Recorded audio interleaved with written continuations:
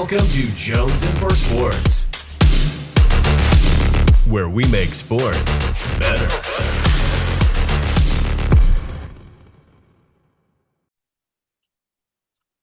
What is good, y'all? It's your boy Jones, and welcome to another episode of Full Court Shot, presented by Jones for Sports. We make sports better.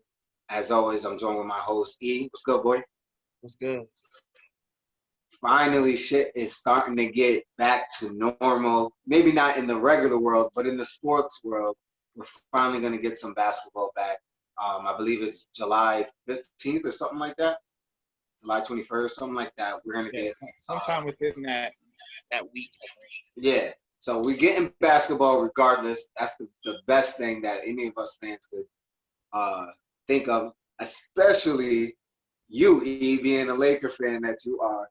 We know how much this season is going to mean to that Laker organization, not just LeBron, but just that organization based off of what they had to go through this year with the loss of Kobe and, the riots and everything that's going on.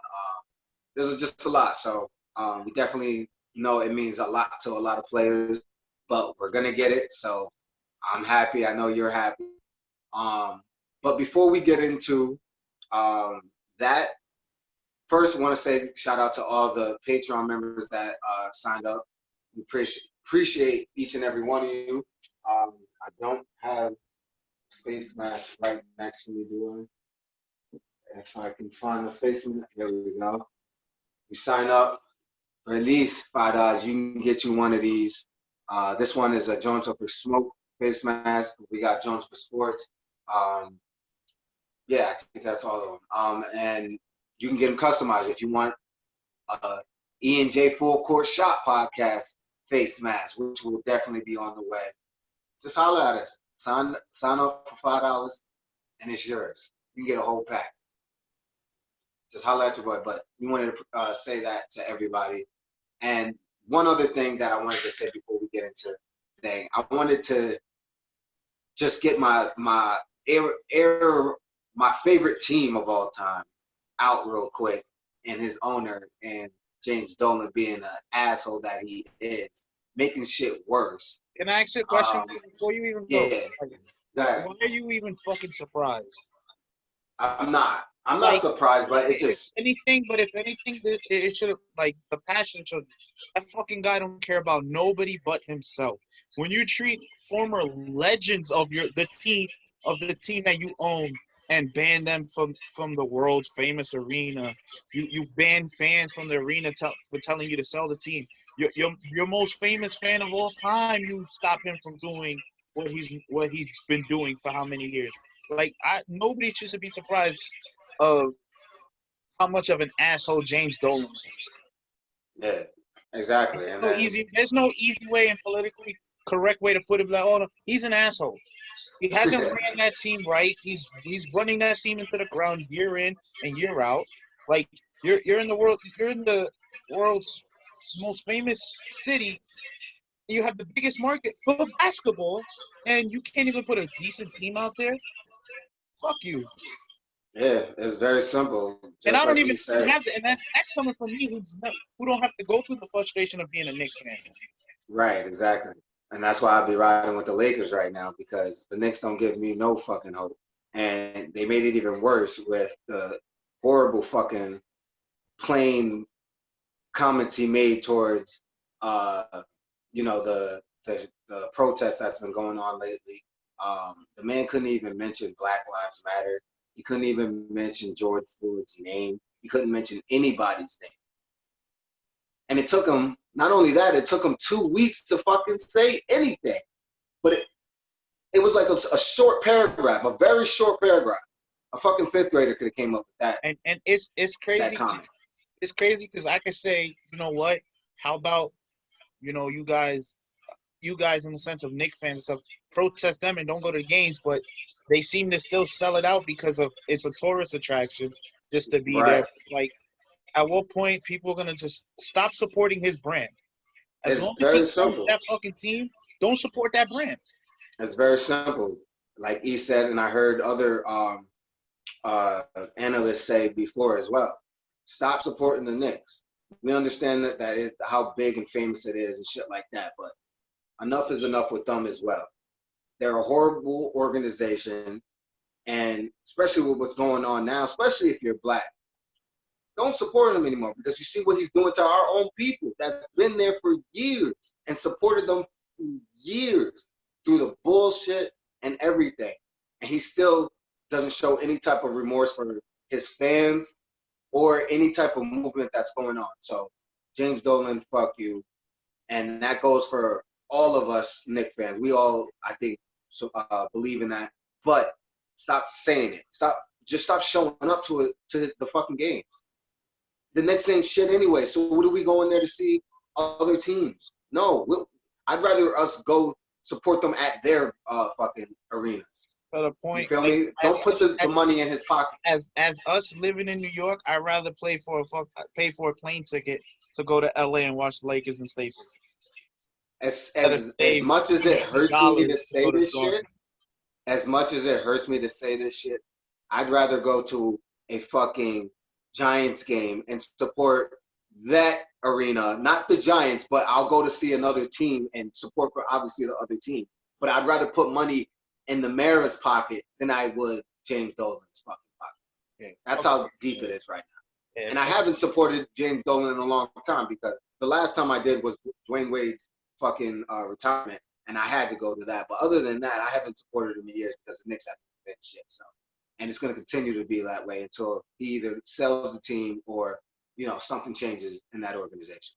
But that's what I had to say about the horrible fucking Knicks. I'm sorry to offend anybody. Well, actually, I'm not sorry to offend anybody because if you're offended, if you listen, if you're offended by us coming at James Dolan, then you need to look yourself in the fucking mirror and see what's the problem. What I meant to say was, I'm sorry if I wasted anybody's time that doesn't want to hear anything about the Knicks. I know, guys. I understand, but I had to. Listen, I had to air them out. From here on out, I apologize on any future comments made about the Knicks. Not being that I don't give a saying I don't want to, disrespect them. It's just a waste of everybody's time listening to the podcast on the fucking Knicks. Yeah. Knicks would be worth talking about when the breaking news is James Dolan sells the team. Until then, why are we going to talk about this? Very true. I definitely won't be getting my support no more, so that'll be that. But now let's move into some more exciting news. Like we said, the NBA is coming back, and they're allowing 22 teams to go to Orlando and try to fight it out for playoff positioning. And some of those teams are fighting for an 8th seed, mainly in the West, because there's 1, 2, 3, 4, 5, 6 if you want to count Grizzlies because they can lose that spot. So 6 teams in the West that are fighting to for that 8th spot, and then you got 1 team in the West and in the East. I'm sorry, the Wizards, who are 6 games behind with 8 games left to go. I'll tell you this now. The East is locked up playoff wise. I was just gonna say we might as well just say the East is locked up. Like, I'm sorry, Bradley Beal, you've been bowling out this year, but it's not there, buddy. Right. Yeah. And that's just what it is. That's just what it is. Do you want to run down the teams in the West who had the shot for the AC? Yeah, let's do it. So, here are the teams that have a shot to make the playoffs in the West. Starting off with the AFC, you got the Grizzlies at 32 and 33. You got at 9 Trailblazers 29 and 37. You got 10 the Pelicans 28 and 36. You got Kings at 11 28 and 36. Spurs at 12 27 and 36, and then the Suns at 13 26 and 39. So. The difference between the 13th and the 8th seed spot right now are 6 games with 8 games left to go. So I'll tell you right now, take the Spurs out of it. They just lost Aldridge for the season. I'll even throw it even more. Take the Spurs and the Suns out of there. Oh, no. The last 2 spots, 13 and 12. Team by team. I'm just going team by team. The Kings, They don't got it. I think to be honest, that's to me, it's between 3 teams. Memphis, New Orleans, and Portland. Yep, I agree, 100%. So let me ask you this: out of those 3 teams, obviously we talked about this before we press record. We don't know what the schedule is going to look like the last remaining games. So, and that obviously is going to be important depending on who they're playing. Obviously, it can only be the teams that are going to Orlando. So it's not going to be the team, whatever the schedule was before. Obviously, they're going to have to race that because some of those teams did not travel to Orlando. Kudos to the NBA, by the way. I wanted to say that they did get it right. I think we mentioned it on another podcast that we just recently did that is not up yet, but kudos to them because I think they did it right. They were fair to each and every team. The teams that didn't have a shot, they didn't even give them don't put them in harm's way. COVID-19 is still a thing. We can't act like it's not, even though the numbers are going down, which is great, but it's still a thing. So the NBA kept that in consideration. I mean, in all reality, you got to give them credit. They took it to a vote, and all but one team voted for it. And the one team that voted against it was Portland, of all fucking teams who have the shot. They have the best shot out of all the teams. Exactly. Fucking retarded. But yeah, so kudos to the NBA for getting it right and doing it right. Damian Lillard, you know you're my boy, but you're wrong on that one. You before when you complained, I understood it a little bit. I couldn't understood why you wanted a fair shot. They gave you the fair shot, and you still bitched. We can't say for sure he was the one who told Portland to vote against it. We all know you're the superstar, so it's gonna look like it was up to you. Right. But yeah, I mean, I guess we'll get into who we think has the best shot. I'll start it off being that Laker fan. We have the number 1 seed, so we'll probably play one of these teams. All right. It would be kind of scary to play Portland just because we know what Dame seems to do every time he plays the Lakers. But I feel like, to be honest, New Orleans might steal that. They got a young team. We all know the whole Zion thing. They're going to be playing. You don't have the pressure of a crowd or nothing like that. And Brandon Ingram, to me, should win Most Improved Player of the Year. Absolutely. Really taking that step that I wish he would have took that step years ago with the Lakers. Yeah, last year. Lonzo's playing good. They still got that dog in Drew Holiday. We all know he's a baller. Mm-hmm. So I feel like they're gonna take just because Memphis. Don't get me wrong, Memphis is Ja Morant is scary. Ja Morant might be my favorite young player in the league. Yeah, for me, he's my favorite rookie right now. He's gonna be a fucking beast, for years to come.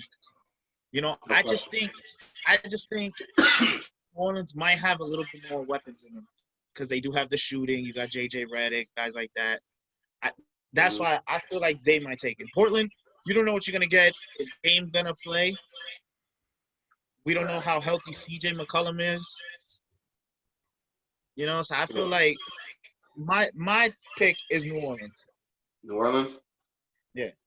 For me, I feel like I said I know you're going to stay with Ja. No, I'm going with Portland. Oh. I think out of both teams, with everything that's been going on with them, I think they had the most motivation going into it to take that spot, especially with everything that they went through this season, being that everyone had them being in the top 5 in this conference in the beginning of the season based off of how they finished last year making the conference finals and everything. Obviously, they got swept by a great Warriors team, but still, everyone expected a lot from them. And now that they still have an opportunity to make the playoffs, and we both said, you said it on countless occasions, that is the most scariest team out of those 3 that we don't want to see. The Lakers don't want to see it in the first round. Not saying that they would win it. But another reason why you say they're the scariest is out of the 3 teams, they're the only ones with playoff experience. Right, exactly. They've been there, they've done that. Right, exactly. But you do make a great argument with Pelicans. They have the team to get it done. Like you said with Memphis, they're a great team and they've been doing great thus far. But when you're comparing them to Portland and the Pelicans, I would pick those two teams over Memphis. Not to take anything away from them, they've been doing great. I wouldn't be surprised if Memphis held on to it because they're still a great team. But if they did lose that spot, no one would blame them. You know what I mean? Like, no one's going to be like, all right, they suck. How did they lose that? Like Memphis, not Memphis, the Portland Trailblazers and the Pelicans are what I would think are a better team overall. So if one of those teams got it, I wouldn't be surprised. But my pick is Portland. I'm not mad at it. Right. So let me ask you this. We kind of already went into it. Out of those teams, who do you think benefits the most from not just from those teams, actually, the whole Other teams. Conference? Who do you think benefits the most from this layup? The Los Angeles Lakers. I'm not surprised by your answer. Why? I'll tell you what. LeBron, we have a fresh LeBron, a fresh AD. LeBron was battling a little bit of a groin problem, but I don't think it's just the Lakers. I think the Clippers as well, because we all know with them and load management helped them. It probably doesn't help them as much just because of practicing, and we all know it's no secret that team hasn't practiced together all year. So that, I feel like, hurt them. Milwaukee, I think it helps because, remember, right before this, Giannis was hurt. Right. Giannis had that back injury. So I feel like, it's going to help more of the top teams who we all know going down the stretch where they had to start load management and shit like that just to have their guys fresh for this. And I'm hoping, as a Laker fan, this puts that hunger in LeBron so when he comes out, he can light shit up and just go for it. LeBron, you've been off for almost, 3 months, 4 months. We need playoff time. Let's go. We need playoff LeBron. We need playoff Rondo. We need AD. Let's go get this run. Absolutely. I agree. I think it's the Lakers, but I'm going to say this. Before the announcement, my argument would have been the Nets. Because if they were able to get Kyrie and KD, if they decided to come back, we already know KD decided not to come back. I think Kyrie's still thinking about it. There's not even news on Kyrie. There's not what? There's not even news on how his shoulder is recovering. Right, yeah. But there was a report that he is thinking about returning and shit. Like you said, before the news, the threat of the possible, oh shit, the Nets can come with a number 1 seed talented team, and be in the 7th seed, and that'd be the scariest 7th seed ever. That would be, yeah, absolutely, no question about it. That would be the number 1 7th seed. That would make the Bucks tremble and frighten. That would make the Bucks happy. Knowing. That would make the Bucks so happy they have the number 1 seed that they didn't have to play them. That would make whoever's the number 2 seed. Who is it? Is it Boston, Philly, or Toronto? It's the Raptors. It's the Raptors. It's scary for Toronto, and especially knowing KD wants to come at your neck for not playing in the championship last year. That would be scary. That would, absolutely. So that would have been my pick if KD decided to come back. Obviously, we don't know how great he would have been, but he would have been something. Another team that I think it helped too. You got to give it Philly because they always have injuries with absolutely and stuff like that. So that's a great point. We know how Embiid, especially in the playoffs and everything, he never. I don't think he has completed a playoff series without an injury.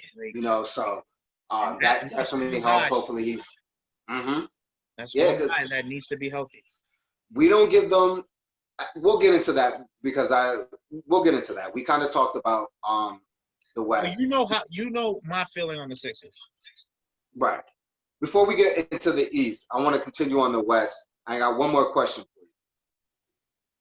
you. Besides the Lakers and the Clippers, we know those are the top 2 teams in the West.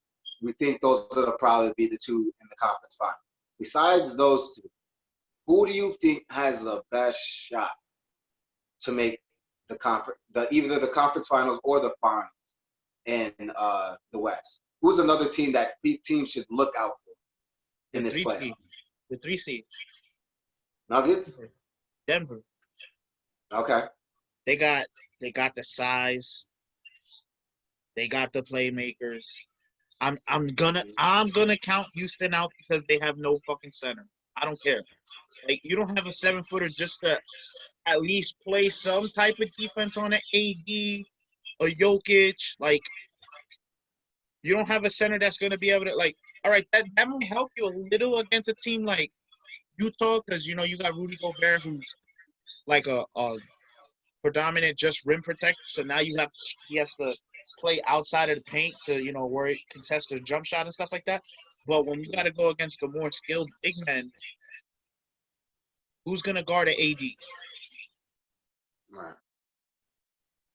If you're Houston, so my like, and you got teams like Utah. They would like up and down this year.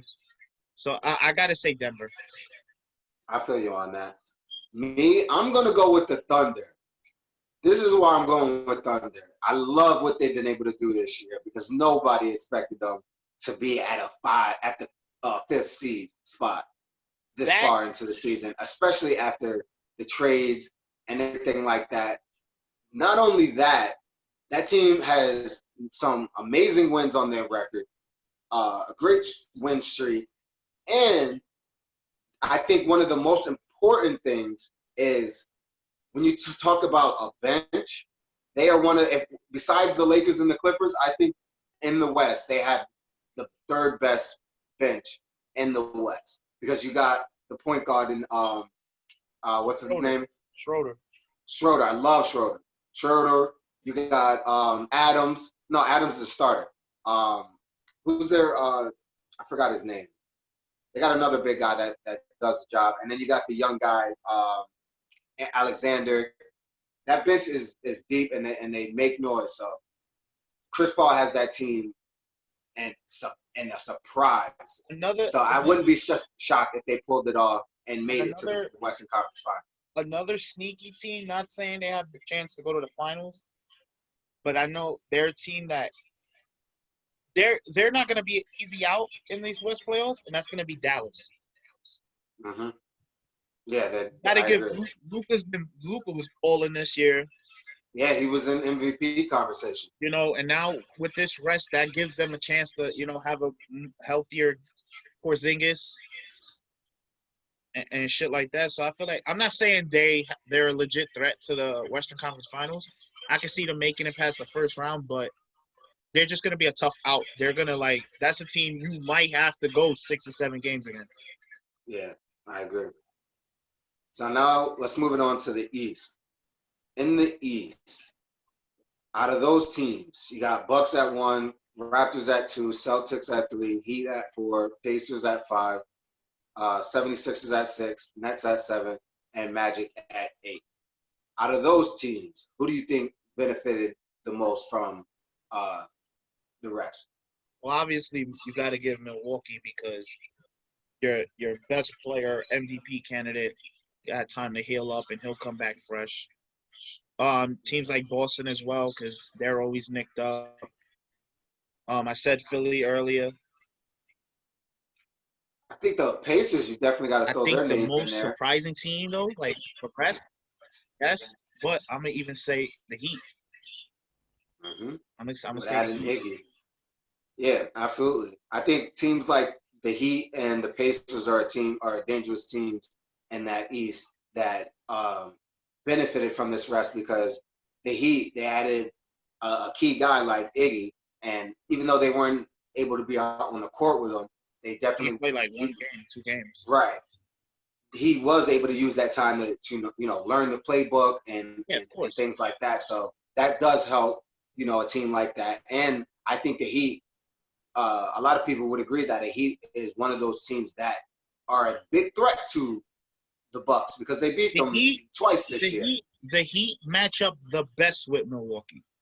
Absolutely, with Bam. They have a fucking lineup. Giannis. They have a lineup now, even with adding Iggy, where 1 through 5 can guard 1 through 5 on the Bucks. Right. Absolutely. Moving on to the next question. Who do you think, and this includes all of them, because I think the Bucks should be included in this. Who do you think has the best shot of making the finals in that conference?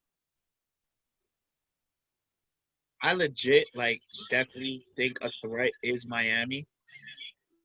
I legit feel like them, but because I don't know, the Bucks just with Giannis. Don't get me wrong, Giannis is dominant and shit like that, but I feel like this is something that doesn't really drive me to say it's them all the way, especially now. So I'm gonna go and say Boston, Okay. just because they got those young dogs over there. I feel you on that. I'm not gonna say Boston or Miami.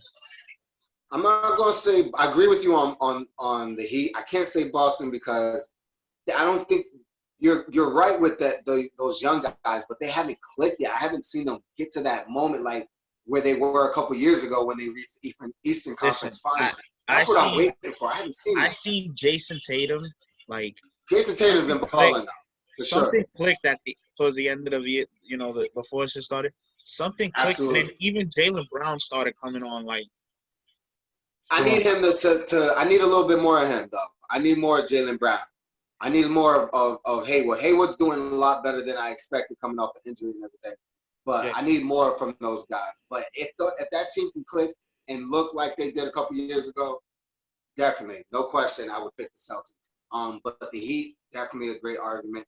And everyone likes to sleep on the Raptors, but I'm not going to sleep on the Raptors. I think the Raptors, when they play great defense, if they can play that type of defense they did last year, now obviously they had Kawhi, which made a huge difference. But if they can, what I think, what's going to hurt the Raptors the most? There's two teams that I think this game where it's going to be played is going to hurt the most.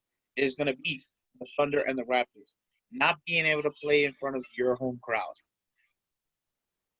Yeah, absolutely. And to even bring that up, I think that hurts the Lakers as well, because especially if they were to meet the Clippers in the conference finals, that would have basically been a home game for each and every game. Oh, no. So that kind of takes that away. The reason why I don't say it hurts the Lakers as bad is just because you have LeBron. I just mean as far as home court advantage. As far as home court advantage, if we're honest, there's only one team who has home court advantage, and that's the Magic. And they're going to be bumped in the first round. So let's not even worry about that. Oh man. I think, was there another topic that I wanted to talk about, or did we touch on it already? We got it all. We got it? Okay, yeah. All right, so nice short, quick episode. Nice, quick one, because obviously we got more episodes coming when it comes back. As we go, more and more news comes out. Hopefully, a schedule comes out. Right. And then once we get a schedule, and then once and if the schedule is not enough, then we'll wait till the playoff comes, which is not too long. We'll get the playoff format basically, and what teams are playing who, and obviously you're going to hear from us. So be on the lookout for that.